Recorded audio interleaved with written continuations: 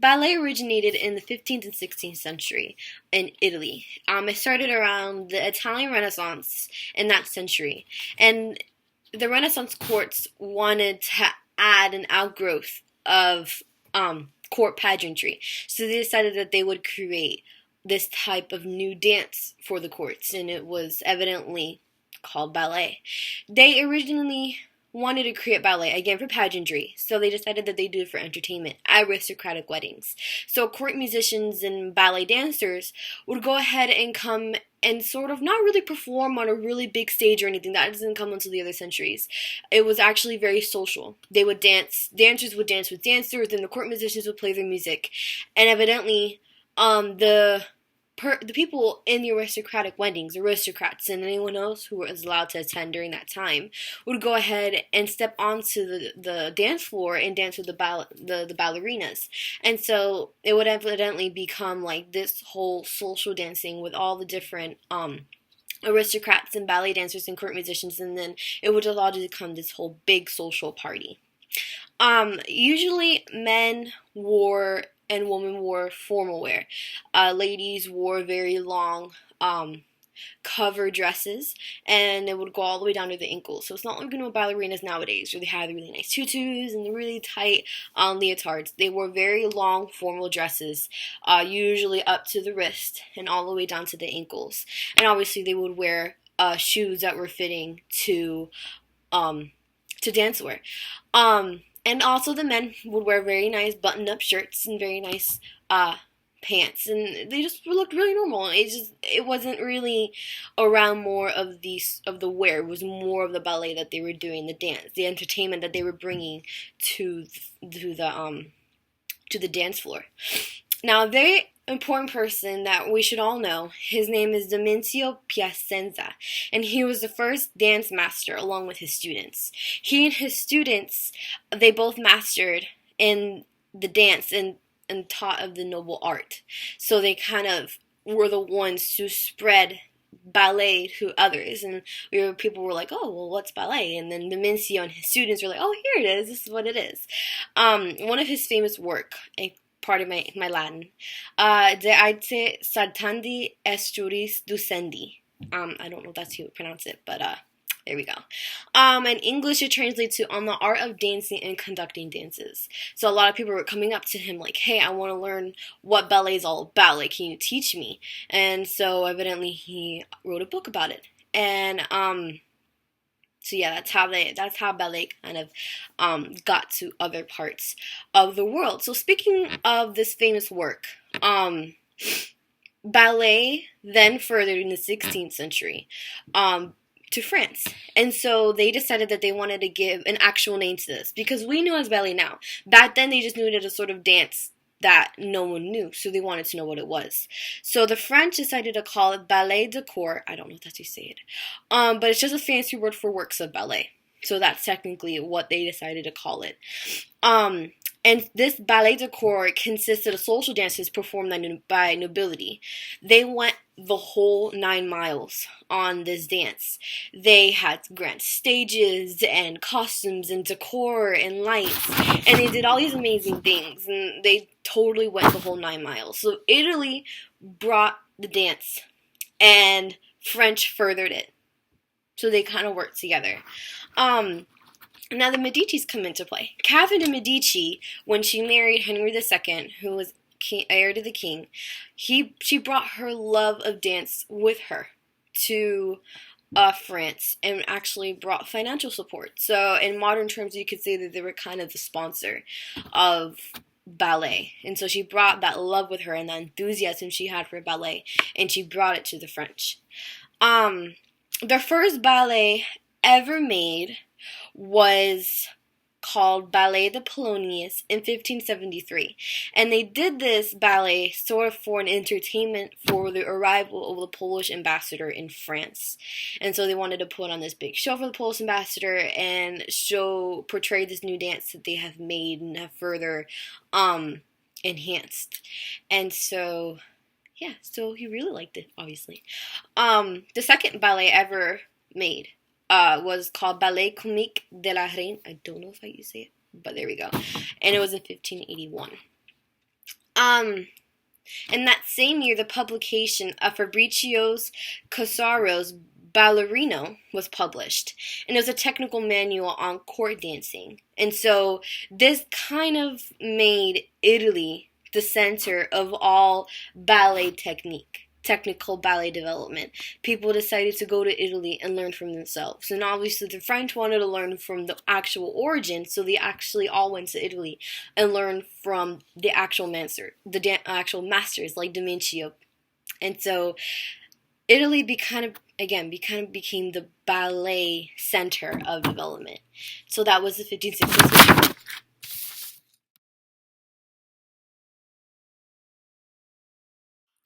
In the 17th century, ballet kind of shifted in a different direction.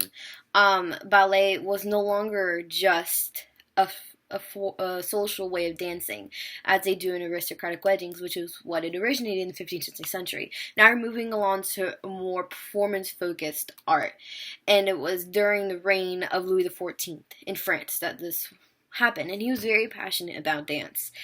He did many things that contributed to ballet society in many, many different ways.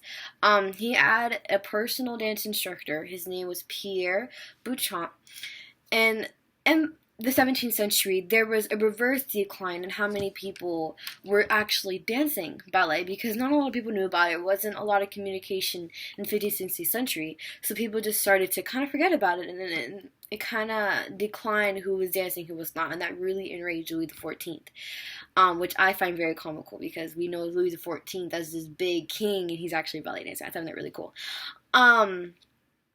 So there was a decline in dancers in the 17th century, and Louis was so determined to get back those dancers. So he actually created a dance academy, and this academy was called Académie Royale de Danse, and Pierre became the director, who was his personal dance instructor. So we're going to put Louis XIV to the side real quick, and we're going to come to another man that most of you know, and his name is Jean-Baptiste Lully. And he played a significant, very, very significant role in establishing the new general direction that ballet would see in the future. Louis XIV, now bringing him back, Louis XIV very much admired and supported Lully in all of his works. Lully made a lot of different ballet. He did a lot of compositions, and the king was usually in a lot of them. So he definitely supported him, and they collaborated on a lot of different dances, and which is also helped the academy and brought a lot of people back. His main contribution to ballet was his nuanced compositions. He had this understanding of the way the movements in the dance, and so he created these compositions that were made specifically for ballet, with musical phrasings that complemented physical movements. So he created a very specific musicality in ballet. It's not just twirling around and to really pretty music. Your foot goes to a certain sound in the music, and that's kind of where musicality came from. So if a dancer was to hear a ding in the song, then she could put her leg up. Or if she were to hear a dong, she could put her leg down.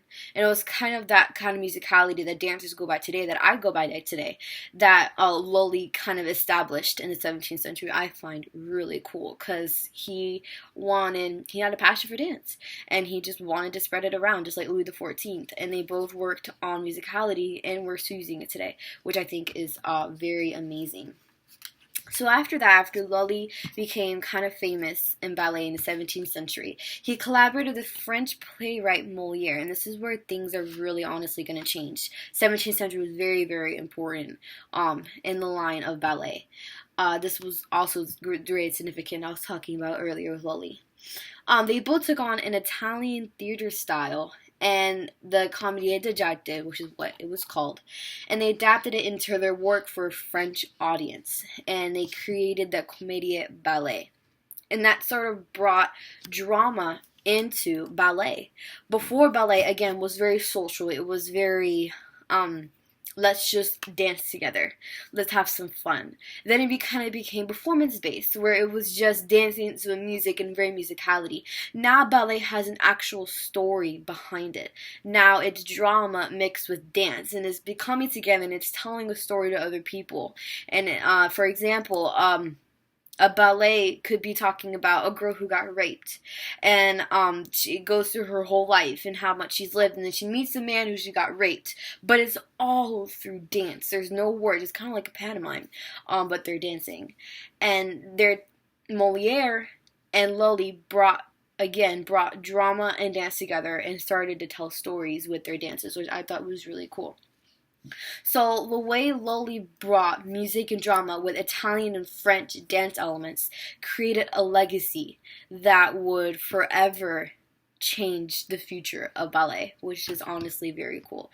So just understand, Louis XIV and Lully and Moliere had a great influence in the 17th century for ballet. It was very awesome what they did. In that transition between the 17th and 18th century, ballet became more popular around the world. And now it wasn't just Italy and French dancing ballet. It was places such as Spain, Poland, Germany, Russia, and they all wanted to start dancing ballet. And so they came to France and they came to Italy and so became audiences and also participants in ballet. So there was that transition where ballet was starting to grow. So the work that Louis XIV and Lully put in the 17th century really, really did pay off. So the 18th century was a period of technical advancement in the world of ballet. So now it was more scenery, it was more lights and music, and it was deeper, and it kind of 18th century kind of went off the theory of Louis XIV and Lully that ballet should be more of a story. So that kind of became a serious dramatic art. So now it's not just ballet dancing, now it's drama.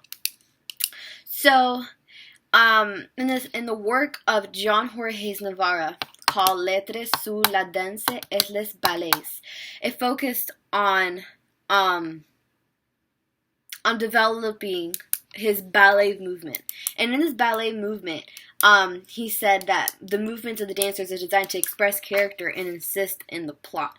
So again, it was kind of advancing what Louis XIV, Lully, and Moliere all did, that dance should be a part of drama. And so he was in this ballet movement, which is called Ballet d'Action. Oh, well, that's how I pronounce it. They furthered the idea of drama and dance being a whole story and portraying that to our audiences and trying to tell them a story, even if it's just entertaining. Didn't have to be a very serious story. They just wanted to entertain their audiences and give them a story instead of just dancing on stage. Navarro believed that ballet should be technicality. Oh, goodness gracious. We believe that it should be a lot of tech, like scenery and music and lights and all that stuff. But also, it should move the audience emotionally. The plots should always be unified, and scenery and music need to support the plot and be unified with the story. That's what he believed, and so that's what he did during the 18th century. They furthered on the drama part of ballet, and they started to give stories in operas. Ballet began to be featured in operas in their interludes, and that were called divertissements. And so they now were becoming more broadly made.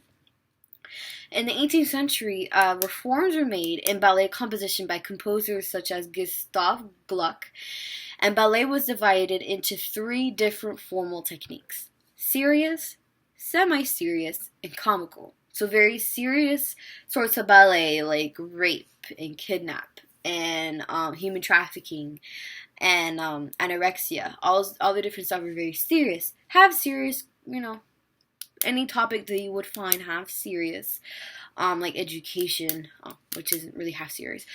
You know what I mean. And then comical, like a guy falling over a banana. I don't know. But you got the sense of it. Like, it was the serious, the half serious, and the comical.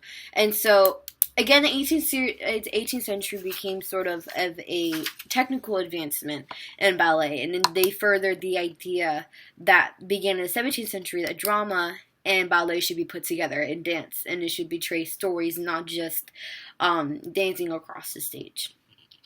So ballet just kind of furthered everything that happened in the other century.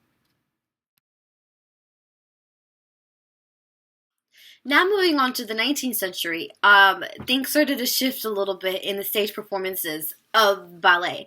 Now the ballerina became the most popular dance performer in Europe in the first half of the 19th century. So it's kind of taking the spotlight away from the male performers. And in many performances, the ballet heroes or the main characters are played by a woman, and like the principal boy at pantomime in the 19th century.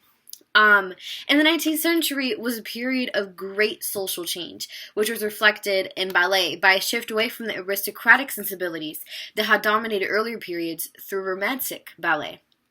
Ballerinas such as Janine Gosselin, Marie Toglioni, and Fanny Esler experimented new techniques such as point work that gave the ballerina prominence as the ideal stage figure. So we see point work nowadays very, very common. They're the little girls on the tippy toes. That you're thinking like, how the hell do they do that?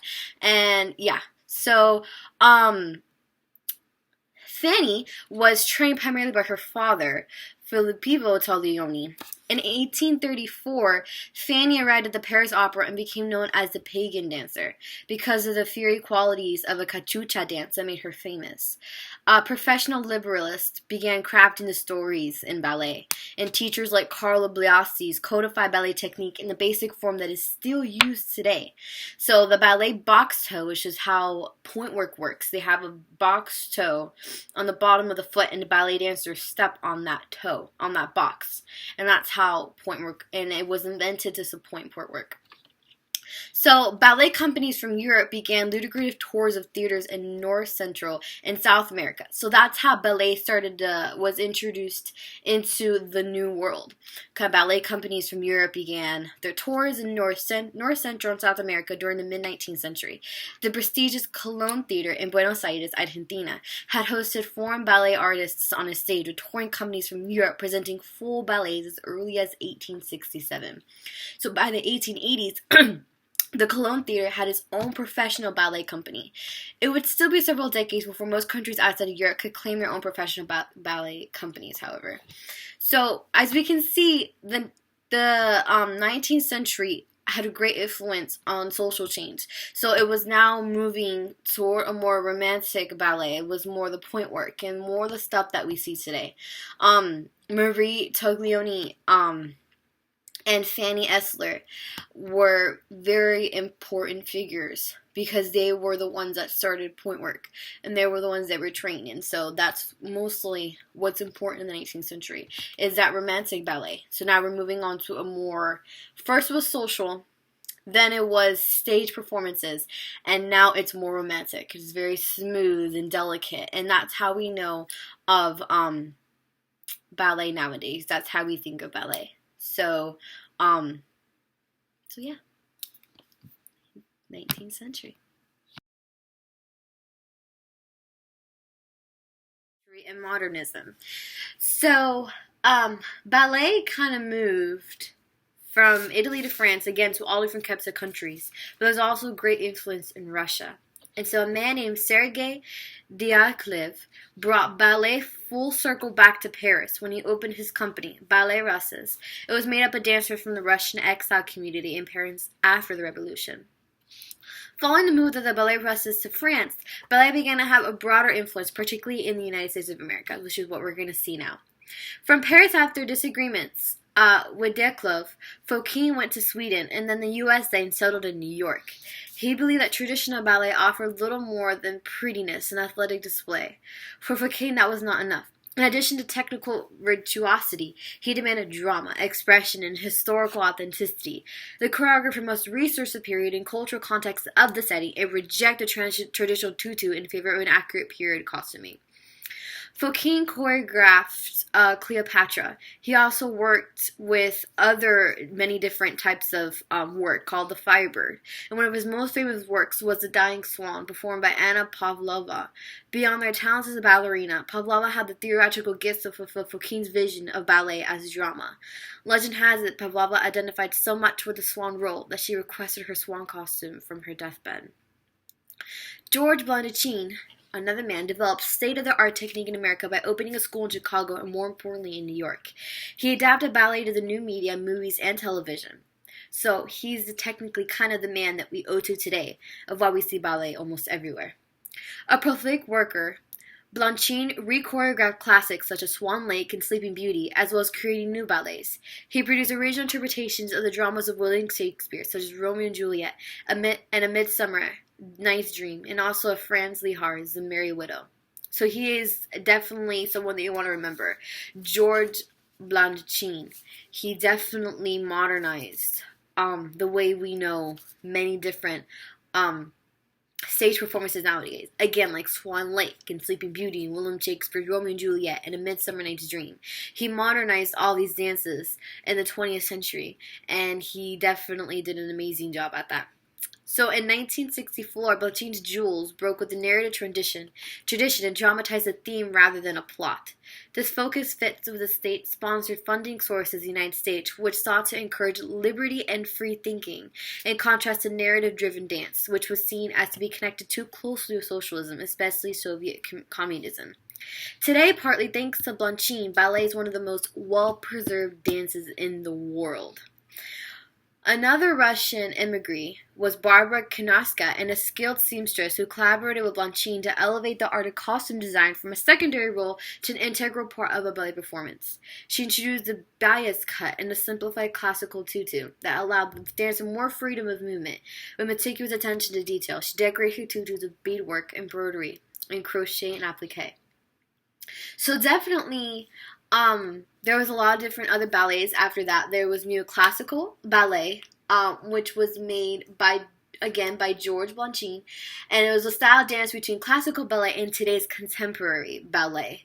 Then there was contemporary ballet, which is a style of Mikhail Baryshnikov, and so that was contemporary. And so ballet, as we know it today, is definitely influenced a lot by Italy and France. And we have to make sure that we understand this history, because if not, it's completely lost. You know, these stories that ballet dancers tell us now plays a big part in our society, I honestly think.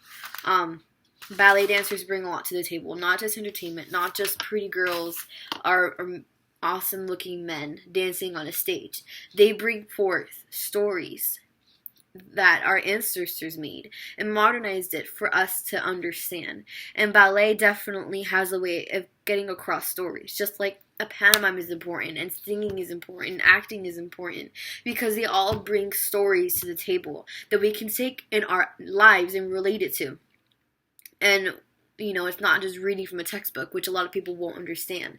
They'll be actually seeing this stuff happen. A lot of visual people like to watch dancing because it shows a story and they actually understand it.